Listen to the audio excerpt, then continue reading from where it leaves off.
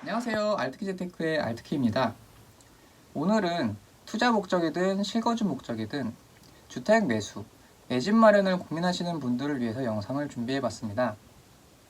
저는 개인적으로 3년 전에 주택을 매수했는데요. 투자도 있었지만 독립에 대한 니즈가 워낙 강했었던 상황이기 때문에 그로 인해서 아파트를 덜컥 매수를 했었습니다. 결론적으로 내 집 마련 하면 됩니다. 그렇다고 무작정 눈 감고 그냥 할 수 있다는 얘기는 아니고요. 제가 저번에 말씀드렸다시피 투자를 하는 데 있어서 목적이 분명하고 그리고 자산에 대한 기본적인 이해가 바탕에 깔려 있다고 하면은 매수를 위한 충분 조건은 성립했다고 저는 생각을 합니다. 이 말인 즉슨 나 스스로 그리고 남들에게 주택의 매수 목적에 대해서 막힘없이 그리고 논리적으로 설명할 수 있는 정도의 수준을 말씀드리는 건데요. 만약에 남들이 주택을 매수를 해가지고 돈을 다 벌었다 라고 해서 나도 묻지마 투자에 나선다고 하면은 사실 첫 번째로 나 스스로도 설득이 안 될 겁니다. 부동산에 대해서 사전에 모든 공부 그리고 준비를 다 마치고 투자를 해야지 라고 마음을 먹는 순간 내 주변에 사돈의 8촌까지 돈을 다 벌었다고 할 때까지 아마 투자하지 못하실 거예요. 게다가 남들이 이것도 봐야 돼, 저것도 봐야 돼 라고 하는 얘기에 귀를 기울이게 되는 순간 이 사전 준비라고 하는 기간은 하염없이 길어질 수밖에 없는데요. 그렇게 되면은 투자를 실제 실행에 옮길 수 있는 확률이 매우 떨어지게 됩니다. 이 사전 준비의 기간이 길어진다라고 하는 것은 우리도 사람이기 때문에 처음이랑 다르게 시간이 길어질수록 흥미를 잃게 되고요. 그리고 피로감을 느끼게 됩니다. 이것들로 인해서 내가 최초에 주택을 매수해야겠다라는 생각 역시도 굉장히 희미해지게 될 가능성이 높습니다. 주식이든 부동산이든 투자성 있는 자산이라고 하면은 모든 순간에서 상승론 그리고 하락론이 공존합니다.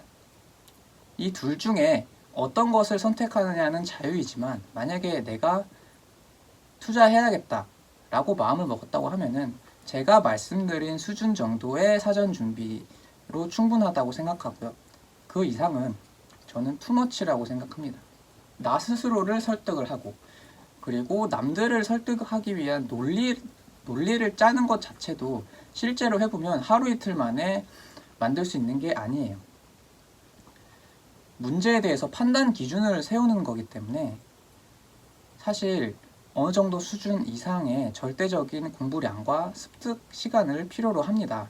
다만 이 공부라고 하는 것이 투자 이후에도 꾸준히 해야 된다라는 것이 오히려 더 강조돼야 되는 것이지 투자 시점에는 경험을 통해서 얻는 것들이 훨씬 더 많기 때문에 제가 말씀드리고 싶은 건 사전 준비는 너무 많이 하게 되면은 투머치라는 것이에요. 완벽한 사전 준비는 세상에 없습니다. 여기서 저한테 태클을 거시는 분들이 계실 거예요. 너는 운 좋게 좋은 시기에 진입을 한 거고 앞으로 집값 떨어지면 어떡하냐. 물론 현재 기준으로 봤을 때 제가 적절한 시기에 주택 매수해서 진입한 건 맞습니다. 그러나 그것만 가지고 운 좋다라고 하시는 분들께서는 3년 전이나 5년 전이나 투자하지 못하셨을 거라고 제가 확신에 가깝게 말씀드릴 수 있습니다. 지금이랑 그때랑 비교를 해볼게요. 우선 지금처럼 그때도 주택 가격이 너무 비싸다, 너무 많이 올랐어 라는 말들이 굉장히 많았고요. 반대로 지금 대비해서 그때가 내 주변에서 누가 돈 벌었대 라는 얘기가 덜 들렸던 걸로 저는 기억해요. 사람들을 투자로 이끄는 주 외부 요인이 지금에 비해서 그때가 더 약했던 거예요. 그리고 또 하나, 이번 부동산 시장 상승장이 2013년쯤부터 현재까지 장기간 굉장히 길게 이어져 오고 있는데 이 팩터에만 집중하시는 분들께서는 3년 전에도 너무 많이 올랐어. 근데 게다가 너무 길게 올랐네? 라는 생각에 집중하셔서 주택 매수는 생각을 못 하셨을 확률이 저는 높다고 봅니다. 집값이 떨어지면 어떡하냐라는 질문에 대해서는 저도 맹목적인 상승론자가 아니기 때문에 항상 하락 걱정을 합니다. 다만 조금 더 긍정적일 뿐인 거죠. 세상 모든 자산이라고 하는 것은 가격 변동이라는 리스크를 가지고 있습니다. 심지어 현금도 마찬가지예요. 매년 물가 상승률이라는 게 적용되기 때문에 오늘의 1,000원, 내일의 1,000원, 그리고 내년의 1,000원이 가치가 다를 수밖에 없는 거죠. 제가 투자하기에 앞서서 투자 마인드와 더불어서 자산에 대한 기본적인 이해는 해야 된다고 말씀드렸잖아요. 부동산, 특히 주택 같은 경우에는 필수제라고 하는 독보적인 특성을 가지고 있어요. 투자 자산이 필수제라고 하는 것은 저는 개인적으로 이만큼 강력한 투자 포인트는 세상에 없다고 생각합니다. 여러분들이 많이 하시는 주식을 예로 들어볼게요. 주식이 생활 필수제인가요?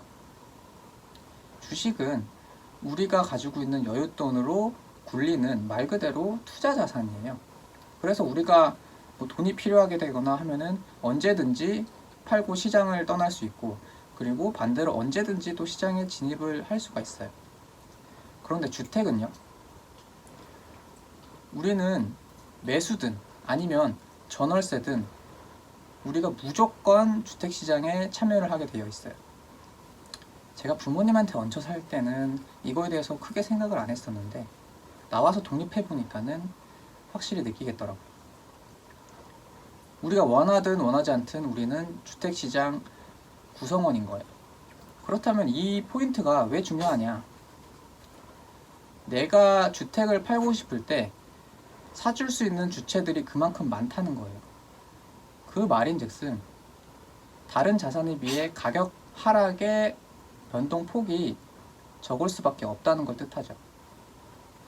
실제로 1986년부터 작년까지 코스피와 서울 주택 가격의 연수익률을 비교를 해봤더니 코스피 같은 경우에는 20% 이상 빠졌던 적이 총 5번이 있어요. 근데 주택 가격 같은 경우에는 IMF 때 약 13% 정도 빠진 걸 제외하고는 하락을 했을 경우에도 두 자릿수 이상 하락한 적이 없다는 거죠. 물론 주택은 절대적인 금액이 크고 그렇기 때문에 보통 많은 대출에 의존을 하게 돼요. 즉 레버리지 효과가 발생을 하게 된다는 건데요. 그렇다고 하면은 부동산의 1%와 주식의 1%는 애플 투 애플로는 비교가 어렵다는 걸 뜻해요. 예를 들어서 5억짜리 부동산이 있다고 가정을 했을 때 그 중에 대출을 제외하고 5억의 40%인 2억이 내 시드 머니라고 생각을 합시다.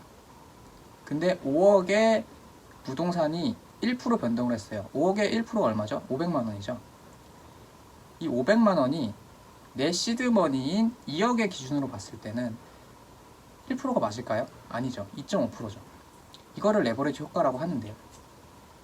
그럼에도 불구하고 부동산은 다른 자산에 비해서 가격 변동성이 적다는 게 팩트예요. 그리고 우리가 살아야 할 공간은 무조건 있어야 되기 때문에 내 명의의 집 한 채 정도는 있어야겠다 라는 인식이 사회에 굉장히 만연해요. 이러한 인식이 자산 가격의 하방을 받쳐주는 힘이 됩니다. 그리고 우리가 주택을 매수하면은 1년 내에 팔 생각하고 매수하나요? 물론 법인 세워서 부동산 단타 치시는 분들 계시겠죠. 근데 그분들은 투자자분들 중에서도 극소수이실 거고요. 그리고 제 채널의 영상을 지금까지 보고 있지 않을 거라고 제가 확신할 수 있습니다. 그렇다고 하면은 우리의 대부분은 보통 2년 이상을 보고 주택을 매수를 하게 되실 테고요. 그리고 실거주까지 겸해서 생각하시는 분들은 그것보다 훨씬 더 긴 기간을 생각을 하고 주택을 매수를 하실 거예요. 그러면은 우리의 보유 기간이 그만큼 길어짐에 따라서 중간중간에 나타날 수 있는 변동성은 큰 의미가 없어질 수 있다는 것이에요. 제가 말씀드린 이러한 것들이 주택을 매수를 해야 된다, 무조건 매수해야 된다 라는 의미는 아니에요. 그렇지만 투자를 하기로 마음먹은 분들한테 실행에 옮기는데 좋은 연료가 될 수는 있다고 생각을 합니다. 이 부동산이라는 것이 다른 자산에 비해서 절대적인 시드머니 규모가 더 필요한 것은 사실이에요. 그렇다고 엄두도 못 낼 금액은 아니라고 생각하고요. 제 생각에 내 돈 3천에서 5천만 원 정도를 모았다라고 하면은 아파트 시장에 진입하는 거는 저는 문제가 없다고 봅니다. 그 이유에 대해서는 다음 영상에서 보다 자세하게 다루기로 하고요. 내가 주택을 매수를 마음을 먹었다고 하면은 돈을 모으는데 좀 더 동기부여가 되겠죠. 의미 없이 아무 생각 없이 돈을 모으는 것보다요. 그런 관점에서 3천에서 5천 정도는 모아줘야 된다라고 말씀을 드린 것이고요. 특별한 사정이 없는데 나는 그냥 단순히 돈 없어서 못해, 아파트 비싸서 나는 못해 라고 말씀하시는 분들께 제가 죄송한 말씀을 한마디 드리자면은, 아무 생각하기 싫어서 할 수 있는 가장 편한 얘기가 그런 얘기입니다. 우리나라의 많은 언론에서 다루는 기사들이 아파트 가격이라고 하면은 서울의 가격, 그리고 특히나 강남의 아파트 가격을 기준으로 자극적으로 나오는 경우가 많습니다. 그렇게 되면은 막연하게 대중들로 하여금 아파트는 비싸서 못 사라는 인식을 심어주기 굉장히 쉽습니다. 서울 아파트만 집인가요? 강남 아파트만 집인가요? 그건 아니잖아요. 투자라고 하는 것은 자기의 재무적인 상황에 맞춰서 시작을 하면은 그뿐인 것이거든요. 부의 다음 스텝을 위해서 한 발짝 한 발짝 발전해 나간다고 하면은 저는 그것만으로도 의미가 있다고 생각을 하고요. 아무것도 하지 않은 채로 부러워만 하고 그리고 비관적으로만 생각한다고 하면 부를 이루는 데 있어서는 아무 변화도 일어나지 않는다고 저는 생각을 합니다.